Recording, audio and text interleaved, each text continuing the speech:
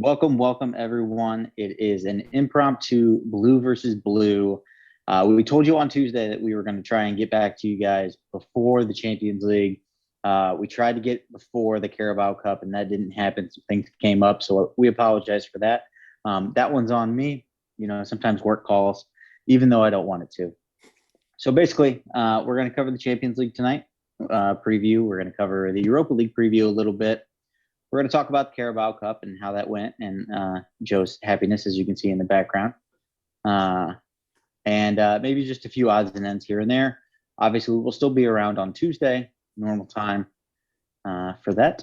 So, without further ado, Joe, how you doing, man? I'm doing wonderful. Today was a good day. Had some And fun soccer to watch on TV, and then I got to watch my daughter's soccer team play for a little over an hour as well. So full of soccer today. never a bad day when you win some silverware and watch your kids. Exactly. Absolutely. So it was not the domestic cup that we were hoping to win. Thanks, Chelsea. But we will take it. This is the fourth year in a row that we've lifted this trophy. So happy that got our first of three, hopefully three trophies this year. And they looked really good doing it too.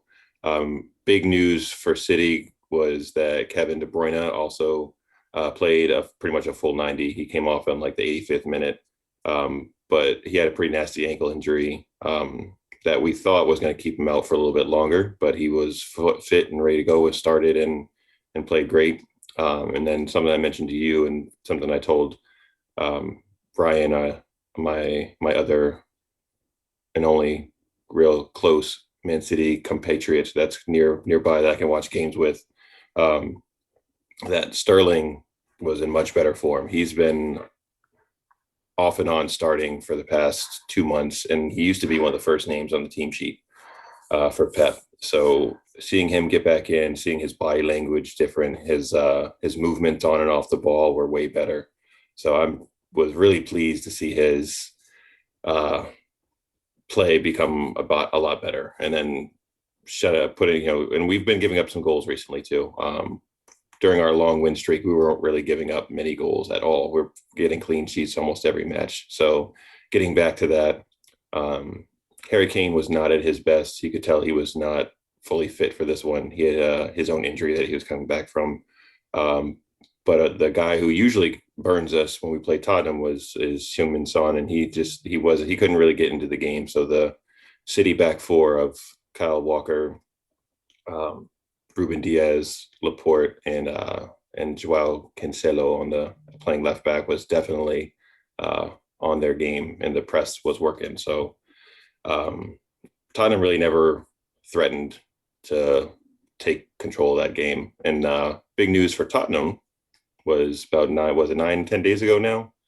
Mr. Jose was fired, and this was the second game in charge for Mr. Ryan Mason. So that was what I was going to say. Is that's a hell of an intro, crash course into top flight management, to be in a cup final, and it really, and we'll talk about this a little bit later, I'm sure, but it really was poor timing, I think, on Tottenham's part, because I think one of the few managers that probably could have beat Pep in the final is Jose. Mm-hmm.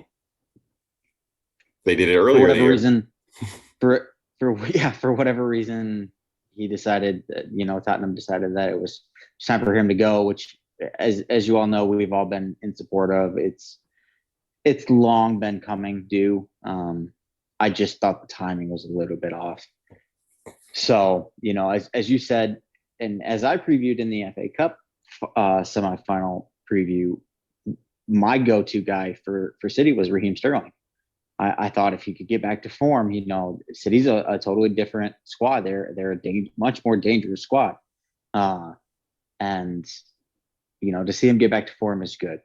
Like I said, I didn't get to see the match, so I'm going to take your word for it. Shout out to Ryan as well. I know I know he's probably going to check this out at some point. I'm still mad at you, but I forgive you. So Um, we're all smiles here. Jordan and I were actually watching a little bit of the game together, and she got to watch the goal happen, and that was the only one for the game. So it was fun celebrating as dad and daughter there. So that was fun. That yeah, was good. And that's worth it. they were given a homework by their coach to watch a soccer match during the week. So we picked that one, and she watched a bit with me. So that was good. We had a good time. Perfect. Sounds perfect, my friend. Um, I was going to say that the images of Heung-min Song after the game where he's in tears, and you saw some of the city players go up and console him. I saw Gundogan and someone else, and then I saw Gareth Bale over there. Like I feel for Heung-min Song, like I do, I get it, but I kind of had to laugh because how awful of a fucking franchise do you have to be to where your only hope of any silverware is the EFL Cup? It's been It's depressing. I think it's been almost 4,000 days since Tottenham have won any type of hardware. Yeah, they said pre-match that it was like 13 or 14 years, I think, since they've lifted any kind of silverware. And yet they continue That's to be listed amongst the big six. let's not do this. That's another blue versus blue. I promise you that. That would be probably a 2 hour long episode if we detailed all the clubs in the big six. Mm-hmm. But like and I'm sure we're going to cover this in depth when the summer window opens. But I think it's time. It's time for Heung-min Song and Harry Kane to move on. And I know that they're probably both not the type of player to force their way out, but I think they need to. If you're in the Because eyes of Tottenham, the club, I mean, you've done everything you can with those guys to try to make it work, and it's clearly not happening with that collection of guys. So you got to do something. it's really sad when the Son and Kane connection is as bountiful as it is, because Harry Kane's been on next level assist wise this year for Heung-min Song, and it's still not amounting to anything. Right. And it's sad. It's really sad to see. I don't hate it because they're a London rivalry. So I saw something on Twitter the other day that in the last 20 years or so, Chelsea have won like 12 trophies of some sort. Mm-hmm. And Tottenham and Arsenal combined have won like 4, I think. And it's just like, wow. It's Yeah, the shift yeah. amongst the big clubs has been pretty drastic over the past say 10 years or so. Mm-hmm. Anyway, now that the jubilation for your first trophy is done, the treble is still intact. Still No win 3, quadruple. no quadruple. You're welcome. I saw you raise your head Uh, quite high on that particular statement I there. don't, I I know, don't I know know. what you're talking about. I don't know what you're talking about. Anyway, let's segue to what we're all here for. Let's talk about the Champions League. 2 huge semifinal matchups. One on Tuesday, one on Wednesday. Which one do you want to cover first, Joe? Let's go in order. Let's go Tuesday first, since that's All right. the first one up. It's 3:00. Both these games continue to be on Paramount Plus, so you'll need the subscription to watch these games. But if you haven't gotten it already, now is a great time to start up your first 7-day trial. And if you think about it like this, you get your 7-day trial on Tuesday. You get to watch 3 games, and Mm-hmm. then you spend the $4.99 for the month of May, and you get to watch the 4th game and the Champions League final and all that other great content. And then if you don't like it anymore, just cancel it. And you spent $5 to watch 5 big time awesome matches. Took the words right out of my mouth. I was gonna say start your 7-day trial tomorrow. shortly before kickoff. Mm-hmm. And I think you won't be disappointed because these are matchups that you're not going to want to miss. Tuesday is a particularly special day for me. Chelsea versus Real Madrid. Ironically, this is their first ever meeting in the Champions League, and only the fourth time ever that they are meeting, and they have not played a match, an actual match of significance since 1998. Chelsea are up 2-1. They won that UEFA Super Cup in '98, and then they played twice in like '77 or '78 or something like that, and they split it 1-1. Chelsea are on a really good run of form. Real Madrid were on a good run of form, and then they drew against Real Betis, and who knows where they're going from here. They have issues with COVID. They have issues with injuries. They just have issues. So it'll be really interesting to see. I did see a stat today that said that Thomas Tuchel has played 14 matches. 10 of them have been clean sheets. That's what you like. You love seeing that. That's the biggest difference, I think, from Frank and him is he's brought so much more defensive solidarity and consistency and just a much better idea of how they want to play. So I think that's clearly been the difference is the stronger defensive side. With players that weren't playing under Frank. You know, the back four was Thiago Silva, Zuma, Reece James, and Ben Chilwell. And up until recently, it was a back five that consisted of Marcus Alonso, Antonio Rudiger, Andreas Christensen, Cesar Azpilicueta, and on the right was either Callum Hudson-Odoi or Reece James. Now it's been Chilwell on the left, Reece James on the right, and the same three in the middle. So it's huge stability, absolutely huge stability at the back end for Chelsea. Still not pouring in the goals, but when you're not giving up goals, you only need one.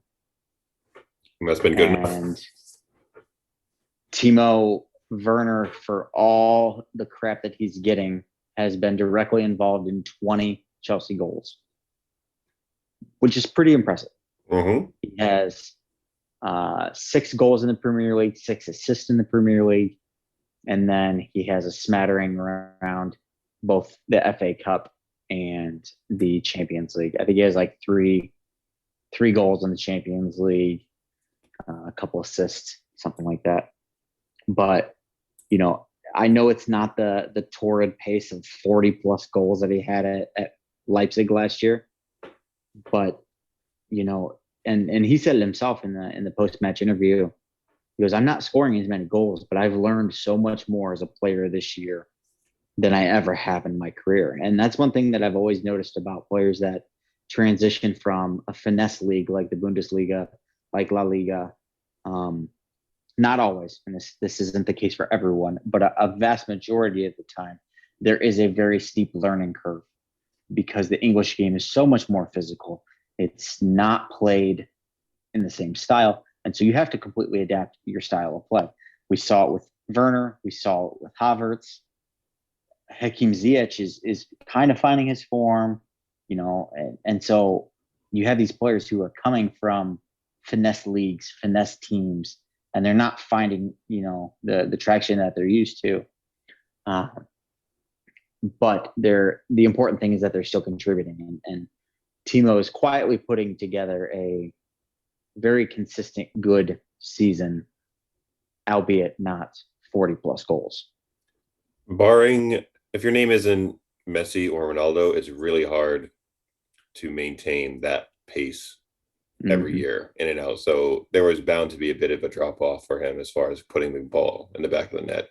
And like I said, unless you're Messi or Cristiano, you're scoring 40 plus goals year in and year out. So to judge him based off of last season in a different league, like you said, is not fair. So And that's just looking off raw numbers. And we've talked about this before, where just looking off of a stat sheet in soccer is not going to tell you the whole story at all. It's You more so than most other sports, you actually have to watch the games to see individual players' impacts, and you can't just look at a stat sheet, even if it's next gen stats or whatever you want to call them. It's not telling you the whole story, so you have to use your eyes, and your eyes have to know what they're looking at too. You can't just watch and be like, "Oh, I see that guy doing this." You actually have to right. be able to process and know what you're looking at too, more so than other sports. So And that was, the one thing that I posted when I did that little, like, know your football manager, kind of mm-hmm. blind pick.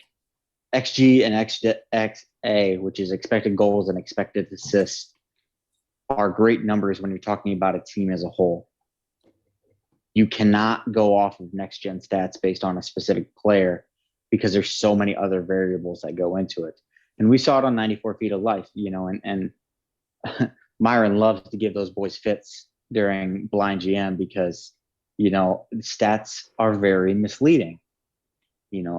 For all the great things that sabermetrics are and advanced analytics in sports, they're great. They're changing the way that we play the game, we view the game. They're still not the end all be all. You still got to play the game, and you still got to, there's a lot of ways to change a game without directly contributing to goals and assists. Probably one of the prime examples now is N'Golo Kante. He's not going to get you assists. He's not going to get you goals. But I can guarantee when he's on the pitch, he changes the way the game's played. And, so that's enough of that tangent. Let's get down to the actual preview of it. I expect a very similar lineup for Chelsea as they've pretty much always had. Kovacic is still out. He's still hurt. So I would imagine the midfield is going to be the Jorginho Kante double six. And then up front, I would imagine it's either going to be Havertz or it's going to be Werner. Not quite sure which one, but on opposite sides of him, I can almost guarantee you're going to see Pulisic and Mount. They're both on great form.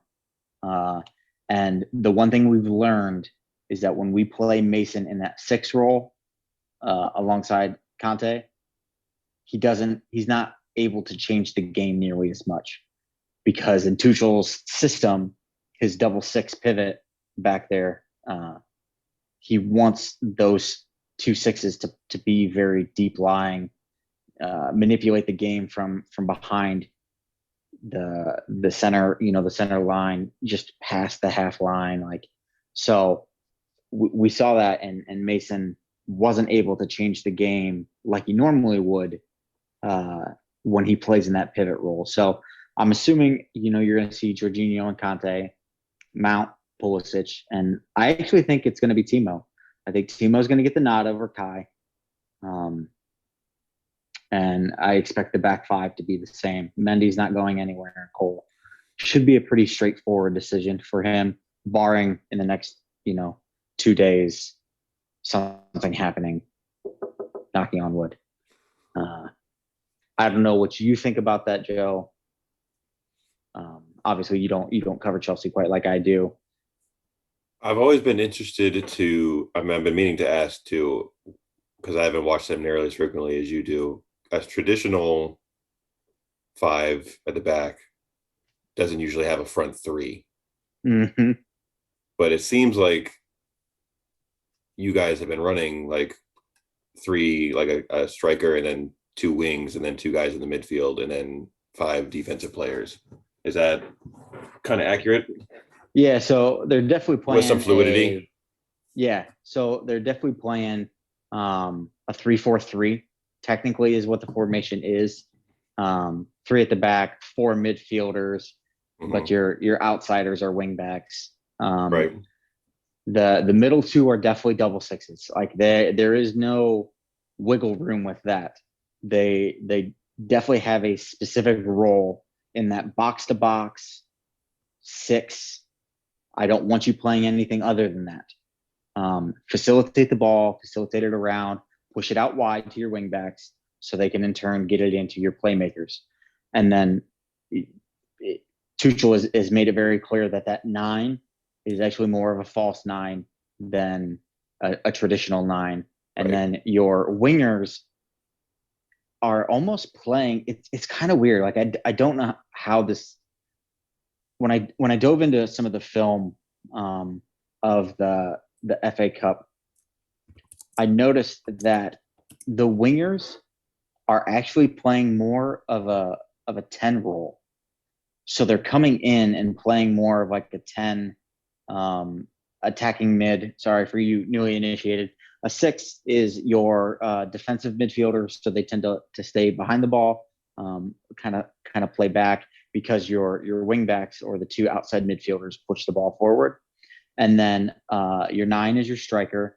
Sometimes they call a false nine is someone who isn't the top man. Kind of he holds back and is responsible for, they call it hold up play, which allows him to distribute the ball back out to the wings and facilitate it. And then your 10 is traditionally your attacking midfielder.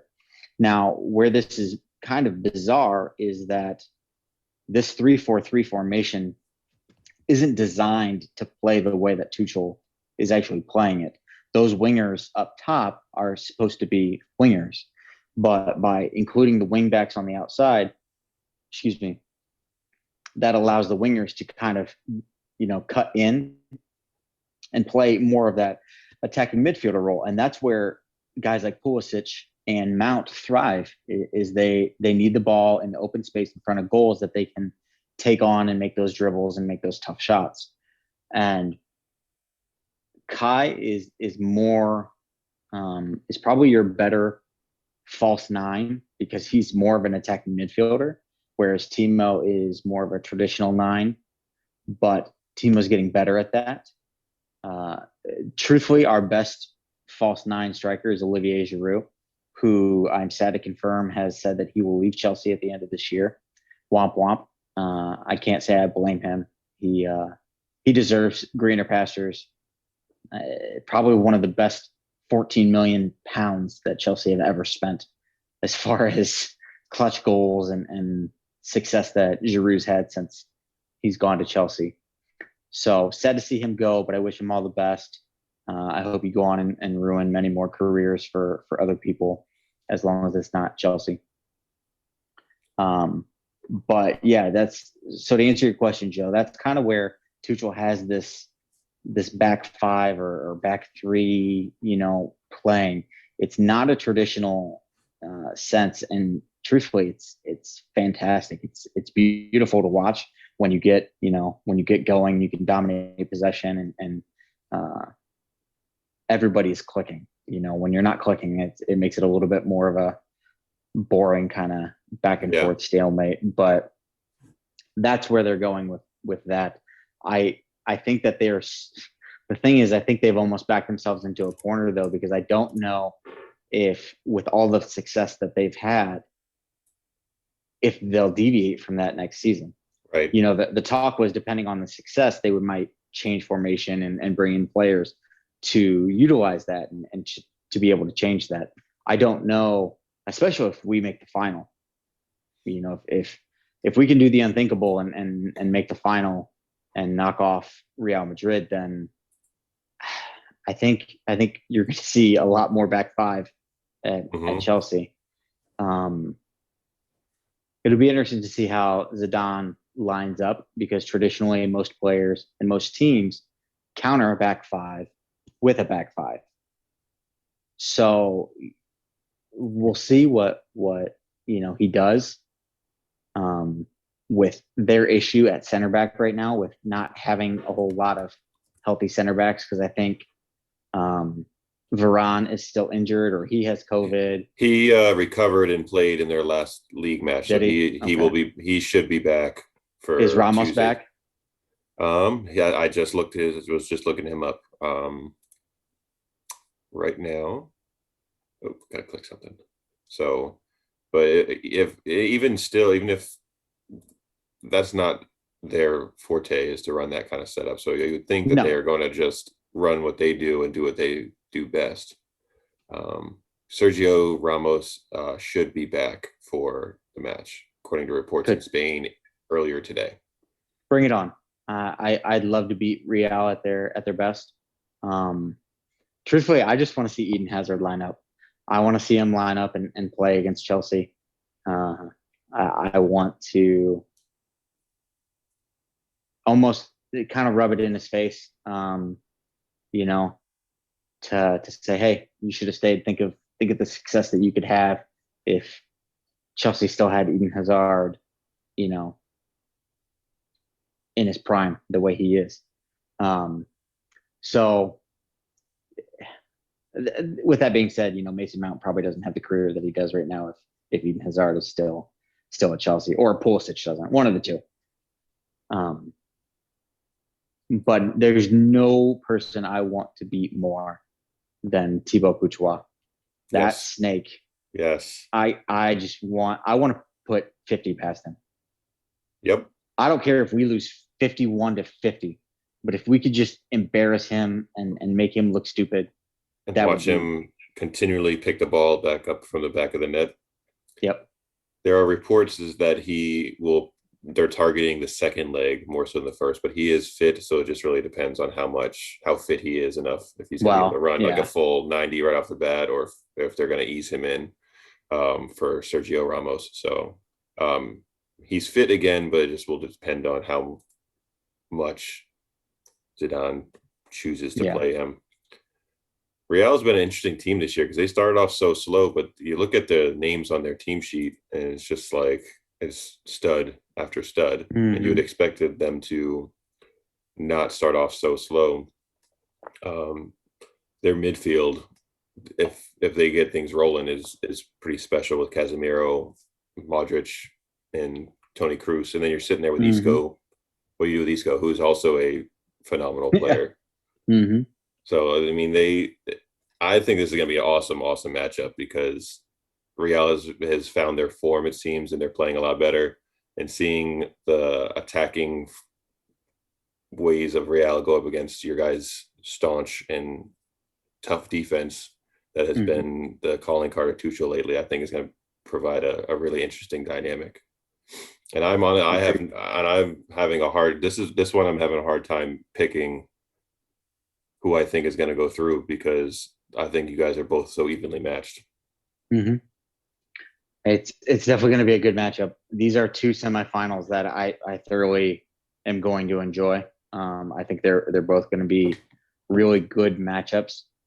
Even if you have a game, much like Liverpool and Real Madrid's last match that ended 0-0, it was still an entertaining match, and sometimes you can find beauty in those scoreless matches. I know, a lot of fans don't like that. They want the action, they want the high flying goals, but there's a lot of beauty in a scoreless draw. And especially if there's a lot of shots on goal. A lot of Mm-hmm. times you watch a game and you see a team won 3-0, you're like, oh, that was probably good for at least one team, but they only have 4 or 5 shots on target the whole game. Yep. But in a Mm-hmm. scoreless draw, you might have both teams putting up 8 to 10 shots on goal, and it's Mm-hmm. just really exciting. And they're just missing. They're hitting a post Yep. here and there. The goalkeeper's making a spectacular save. Yep. So just because there is not a goal in the game does not mean that it was not exciting. Even a 1-0 draw, or not a 1-0 result, can be as exciting as a 4 or 5 goal Mm-hmm. game. So it's just knowing what to look for and seeing, like I said, watching and seeing what happens. So We'll come back to predictions. Let's segue to the matchup on Wednesday. I know that's going to be a little bit more special for you, so I'll let you take it away. for sure, it's only the second time that we have reached this stage of the competition. The last time we got there was in 2016, and we bowed out of the competition at this point, and we really haven't gone much farther than that in any of the European competitions in the past. So this is definitely the big one for our club, the ownership, the board of directors, the coach, and the players are certainly targeting this competition as the litmus test, and going up against pretty much our carbon copy over in League One in PSG in this game, where it's big names across the board, it's big money being spent, Mm-hmm. and two of the clubs that the other elitist clubs of around Europe don't want to be in the party, pretty much. Yeah. because of where their money's coming from, which is ridiculous, but that's, another conversation. Yeah. And the last time we've played 3 times in European competitions. City have um, won one and drawn two, so PSG have not beaten us in the 3 times that we have played. We played them in the quarterfinal of the Champions League back in 15-16, and that was when City knocked PSG out of the competition um, from a Kevin De Bruyne winner. So I'm very, very nervous slash excited slash emotions all over the place for this one. I think me and Ryan are actually going to try to get together on Wednesday to watch. A work meeting is going to take place at about 2:58 Eastern Standard Time on Wednesday. And then Uh, we'll wrap that meeting up real quick to continue watching. So I'm super excited. I'm nervous because of their front three. They have an outstanding front three with Kylian and Neymar and Di Maria. But if we were, so I think front threes, if you're because we run similar formations, front threes, I think you give the edge to PSG. Midfield and defense, though, I'm going City all the way. Depending, I would imagine the midfield is going to be Gundogan, De Bruyne, and Rodri. Dino's been getting a little bit of run, but Rodri's a little bit more superior player right now as far as physicality. His height is such a benefit since we don't have much of that in the midfield or in the front three. So I would imagine those three are probably going to be the three you see there. I think the back four that we saw today probably is going to be the four that you're going to see on Wednesday. I think Cancelo and Walker and Diaz are automatic starts, and I think it just depends on who Pep trusts right now in such a big game between Laporte, who is probably the better player when it comes to him and Stones. I think that's pretty clear that he's got a little more size too. Stones has been in such good form with Diaz, though that partnership has played so well together, but he's had a few slip ups recently. So I could see Pep going with the better player in the far and he's Laporte scored today. He's the one that's got the winner for the cup championship today. So I would lean towards seeing him get the start, and then Phil probably is out wide. He seems to be favoring Mahrez over Sterling, so I would imagine seeing Mahrez again, whether you like it or not. I would imagine he's probably going to start based on how things have gone, and then do you put Raheem in there again since he played well on Sunday's match, or do we give Jesus a run out? I don't. I would be surprised to see. I'll be very interested to see who that because that last attacking role is going to be, because usually Kevin starts the game off as kind of like the false nine. mhm. Um, when you see them pressing and trying to win the ball back, he's usually the one pushing up on the center back or the goalie, whoever has the ball. Um, so team selection, I think, will be key. But I like our midfield. I like our defense compared to what PSG is going to be running out. Um, they didn't look all that fantastic against a Bayern team that was missing some of their key pieces. I mean, Bayern still Bayern, but I mean, they were giving up goals to what's his face. Choupo-Moting. My guy was putting in work on PSG there, and when you got De Bruyne and Phil Foden and Gundogan and these guys running at you, and you don't really know where they're coming from, because they're Mhm. with those three, they're so intelligent on how and where and when they make their runs that it's really hard for the back line to keep track of who's going when, because they all have the ability to push forward, drop back. So I like City's midfield, and that's usually where games are won. But when you have Kylian Mbappe on your squad and Neymar on your squad, that's their pace definitely worries me because as good as our center backs are, none of them are particularly pacey.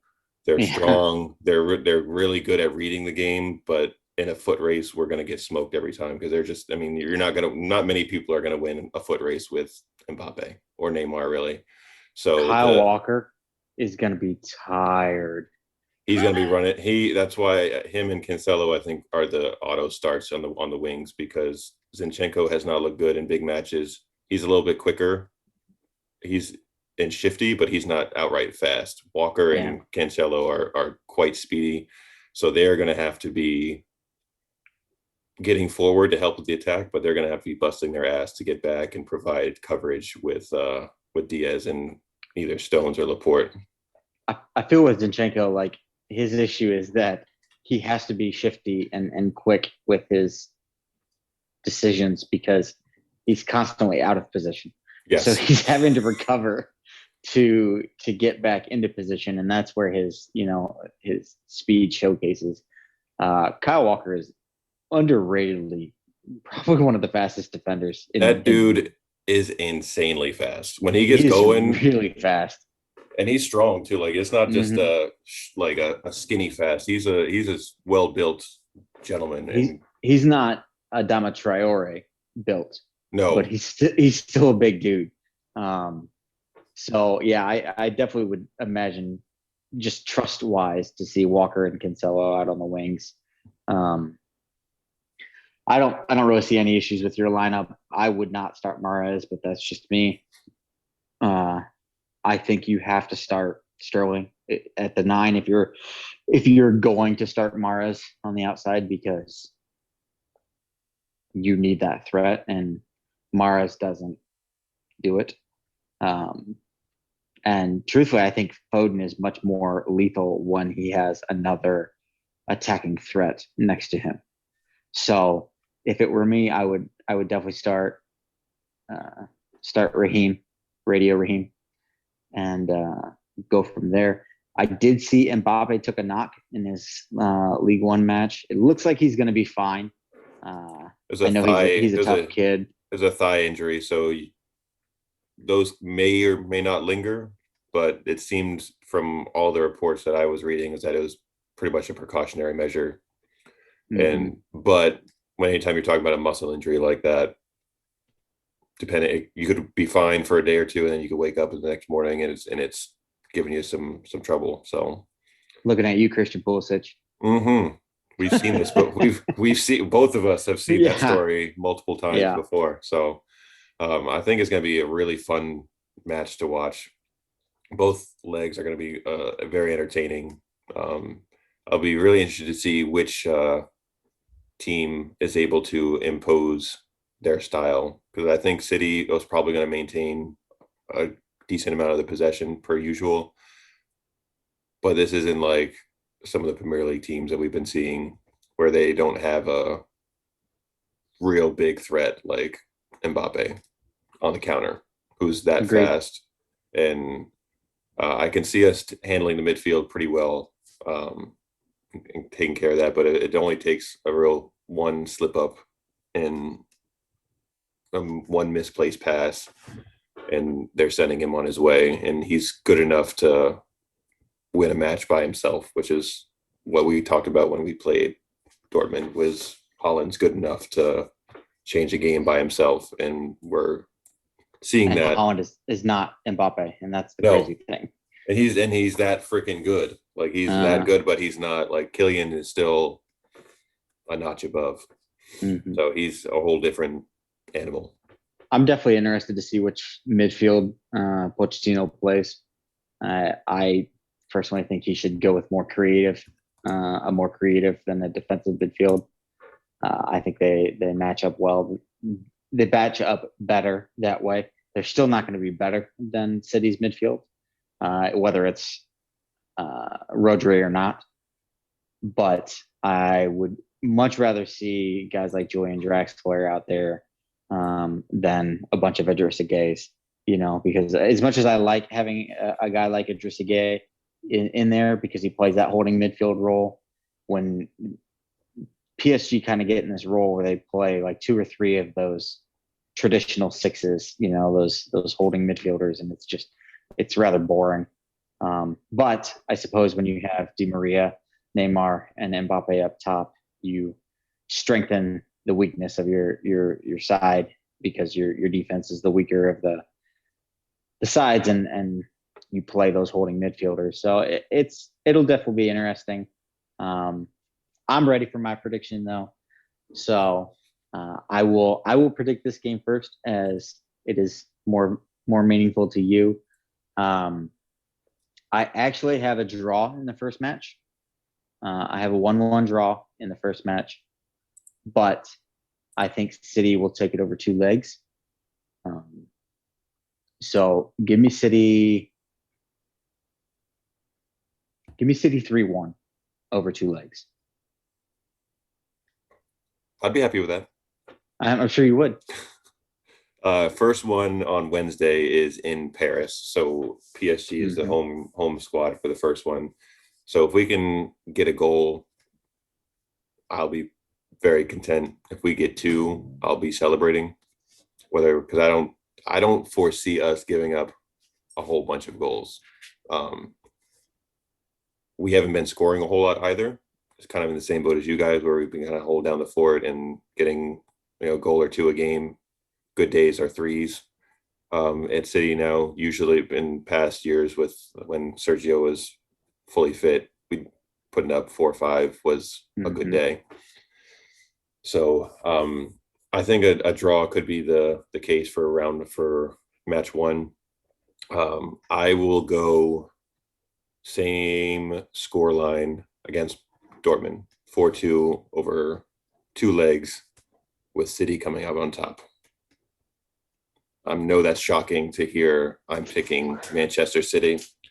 No, at this point, when you're in the semifinals, like you're no longer like you're down to brass tacks. So there is no like, yeah, okay. So the quarterfinals, there were no bad teams, but there were still clearly better teams. Mm-hmm. In the semifinals, there are 4 teams who are pretty much as evenly matched as you get. Yep. Whether it's because of run of form, whether it's because of pure talent, whatever you want to call it, I think these 4 teams are about as evenly matched as possible. I say 3-1 only for the simple fact is Pep has Pochettino in his pocket, and I don't think Poch can survive that. He got abused when he was at Tottenham by Pep, and I don't think anything's going to change there, regardless of Kylian Mbappe. So that's why I said 3-1. I'm sure you're fine with that. I would take that all day, every day. So all right, Joe, what do you got for Real Madrid and Chelsea? And just to preface, I'm not going to hold it against you if you don't pick Chelsea. I understand. Real Madrid is a very tough opponent. See, I'm still having a hard time because this one might come down to away goals. I could see a 3-3 or a 4-4 aggregate score line, and either coming down to away goals or penalties at this point, because I think both of the teams are so evenly matched. I'm leaning slightly to Real Madrid by either penalties or a goal aggregate. So that's where I'm leaning, but I'm really not at all sold on that because you guys have played so well, and I like defense, especially in soccer, even though I have followed a team that's been predominantly an offensive team for the good chunk of their big run of form. I do like defense, and I like seeing that piece, and I trust your guys' defense a lot more than I do Real's. So if forced, I need a prediction. I will go 4-4 with Real having the edge on away goals.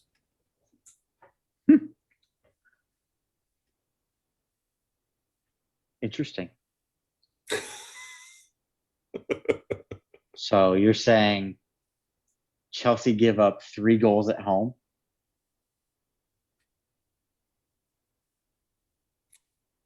That's what I would be saying. That I don't like that. See, I don't want. See, that's why I don't like doing this because I'm so not sold on picking a winner for this particular match because I don't see you guys giving up that many. So We haven't yet. Well, I take that back. the one Let's game we not watched let's not together, talk about let's not talk about that game. that wasn't if you listen to the commentators in that game or the right immediately afterwards, the sky is falling because of Yeah, that, not yeah. a blip on the radar. So let me amend that because I don't foresee three being put in London.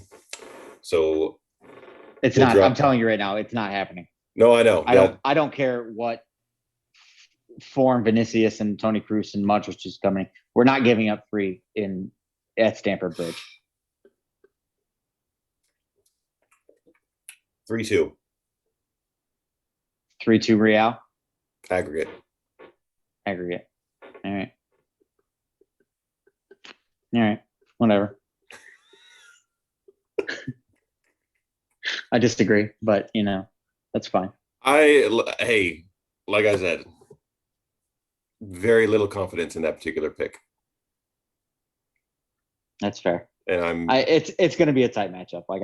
very little I'm confidence in that I'm because not gonna lie. I'm actually really really confident heading into this, just given the run of form, given the amount of clean sheets that Tuchel has had. 14 matches for Tuchel, 10 clean sheets. That breaks Chelsea's all-time record for a manager to start his career. He broke Luis Felipe Scolari's record back in like 2008, I want to say. But give me Chelsea. 3-0 over 2 legs. 2 clean sheets. no goals for No Real goals. Madrid. No goals. Settle. I said what I said. I likes it. I could be totally wrong. There's a lot of things that can go wrong in a match. We've seen freak red cards come out of nowhere. If one of those things happens, then obviously, my prediction is going to be way off. However, if we see no major red cards, then I feel very comfortable giving that 3-0 victory to Chelsea.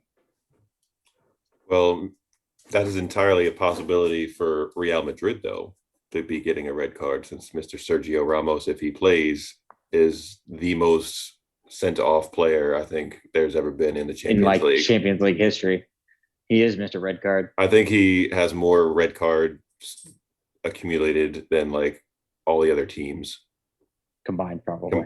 because he's quite frequently sent off. So that's the beautiful thing about this is it's just a prediction. We don't know for sure what's going to happen, and a freak thing like a red card or 2 rash challenges could completely change a bounce of the ball hitting somebody's hand, give somebody a penalty. Yep. And that's at an early juncture or a big moment and changes the way the game is going to be played. So you never really know what's going to happen. Agreed.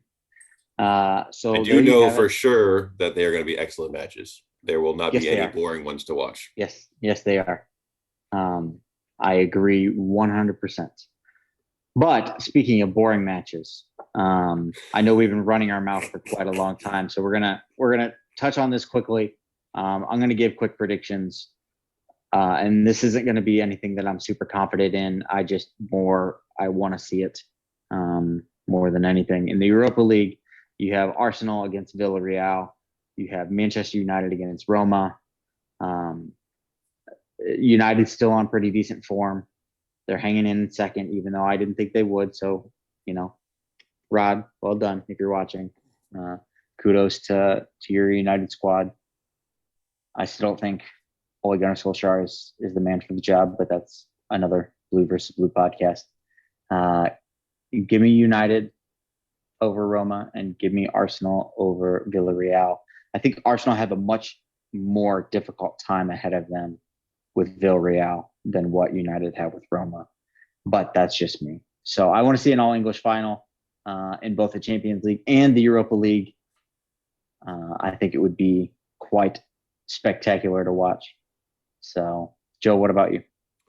Those are the two that I'm hoping to see for strictly for selfish reasons, because I Mm-hmm. think it would be dope for even if Arsenal is sitting mid-table and whatnot, I still think it'd be pretty. Our boy Ronnie, he needs some love. He He needs does this. He absolutely. needs this. And just for watching, just for viewing shape, watching Arsenal against United in a big uh final like that. When I say big, relatively speaking, to the Champions League, and for these clubs right now, this is a big match for them. Yeah, Yes, it's a really big match. yes, I said United big match and Europa League. Let's make that clear. I mean, it is what it is. It's not untrue. As much as United fans probably want to disagree right now, this is a big match for them. So I think I don't think you're wrong at all. There was a tiniest bit of sarcasm there because Oh, I know. okay, I'm just making I'm sure aware. we were clear here. I'm well aware. Um, and I'm then giving it a little bit more credibility. I But see I'm you. I'm well aware of your I facetiousness. I see you. Mm-hmm. And also adding an additional layer to next year's European competitions. If Arsenal manage to beat United and they're not in a Champions League spot, that will create some drama and excitement on that end too. Something extra to talk about for us. So Mm-hmm. I hope that it is an all English final for both competitions. I You, think that'd you be didn't really. pick you didn't pick an all English final though, Joe. That's what I think is going to happen. That's not what my heart wants to happen. I'm done with you, Those are sir. two. Those are two different. See, I'm done with you you. prefaced my pick by saying you won't hold it against me, You're right, I sir. won't. However, I'm not mad. I'm just disappointed I'm in just you. disappointed in you, and that's even worse. I know. I don't like Uh, it. I don't like the disappointment. you know what? That's just you're gonna have to deal with it. And if my prediction comes through, I'm gonna remind you That that I you that decided not to pick them. I mean, we've already beat you in the FA Cup.